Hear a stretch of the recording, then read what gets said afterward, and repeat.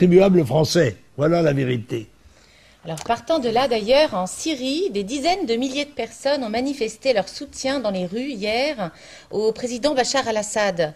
On est loin du renversement, hein. Oui, mais là, je crois que vous utilisez la technique mensongère de la propagande des médias français. Les Syriens déclarent qu'il y a eu 1 million de manifestants. Et on voit en effet une masse immense.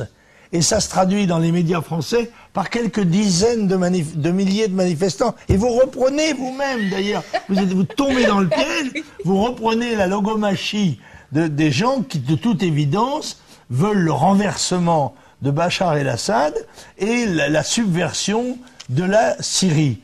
Or, moi, je dois dire que je ne partage pas ce point de vue, que je pense que le gouvernement syrien était légitimé dans sa lutte contre les bandes armées qui voulaient s'emparer du pouvoir, et que, avec l'appui d'ailleurs certainement des services spéciaux, secrets et autres de l'Occident dit démocratique, et je sais que c'est lui qui est le protecteur des chrétiens de toute cette région, et que si la Syrie tombait, et que si le dictateur, on veut bien le dire, qui a d'ailleurs fait toute une série de réformes qu'on lui demandait, et était renversé, eh bien, à la suite de Ben Ali, à la suite de Moubarak, à la suite de Kadhafi, et de Saddam Hussein, tous ces leaders arabes qui étaient anti-islamistes, qui protégeaient les chrétiens, ont été renversés avec l'aide